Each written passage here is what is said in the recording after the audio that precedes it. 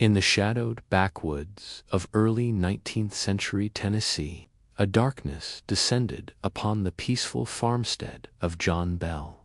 It began subtly, strange knocks and whispers, escalating quickly into a relentless, malevolent entity that terrorized his family for years. This wasn't just a ghost story, it was a physical tormenting presence, capable of striking, cursing, and even singing with unholy glee. The Bell Witch, as it became known, remains America's most documented and terrifying poltergeist case. A chilling saga so potent that even President Andrew Jackson reportedly avoided its wrath. Join us as we peel back the layers of time to explore the cursed ground of the Bell farm, deciphering the eyewitness accounts, the shocking demise of John Bell, and the lingering question: was it a demonic entity, a vengeful spirit, or something far more sinister and human? The year was 1817, when John Bell, a veteran of the War of 1812, sought solace and prosperity in the quietude of rural Tennessee.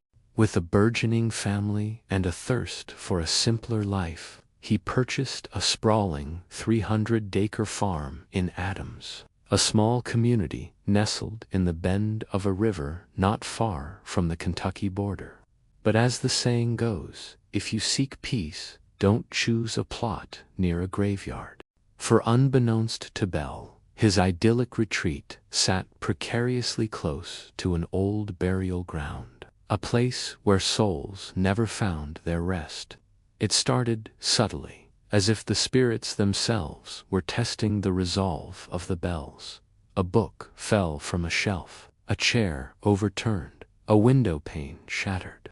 At first, John Bell dismissed these occurrences as figments of his overactive imagination, the remnants of battlefield nerves. But his daughters, Lucy and Betsy, were less skeptical. They recounted stories of disembodied voices whispering their names, of spectral figures standing at the foot of their beds, and of a constant, heavy-footed tread in the attic above their heads.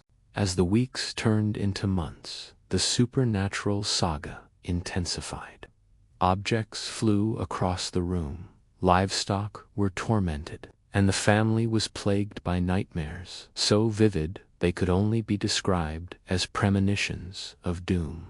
Then came the scratching, an incessant, maddening sound that seemed to emanate from the very walls of the house, growing louder, more insistent, as if an unseen presence was trying to claw its way inside. But it was the interaction with the entity that truly sent shivers down their spines. The family began leaving food and water out for the ghost, a strange pact with the unknown. And what followed was even stranger. The food would disappear, not just the offerings left out, but also the family's own provisions. And then the entity would mock them, taunting them with ghostly laughter and disembodied whispers.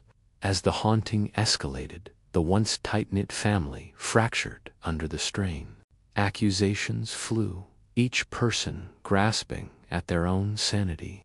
And then there was Kate, the family's black slave. Amidst the chaos, she remained stoic, her silence misinterpreted as guilt. Tragically, she bore the brunt of the townspeople's fury, accused of conjuring the very horrors she was suffering. Amidst this cacophony of fear and superstition, the Bell family found themselves trapped in a nightmare they couldn't wake from. Then came the fateful night that would become a legend in local lore. During a church service, John Bell suffered a horrifying demise. His face contorted in a silent scream, as if in the grip of a terrible, unseen vice. While the community reeled from his sudden death, rumors swirled. Some whispered it was a heart attack brought on by stress, while others claimed foul play, pointing fingers at Kate, the family's black slave. Yet amidst the din of judgment, a chilling truth echoed. In the annals of the Bell Witch haunting, John Bell's demise was merely the beginning, a grim prelude to an even darker chapter in the tale.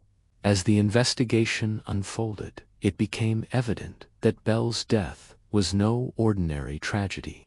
Witnesses recounted a scene of unimaginable terror, a struggle so violent that it shook the very foundations of the farmhouse.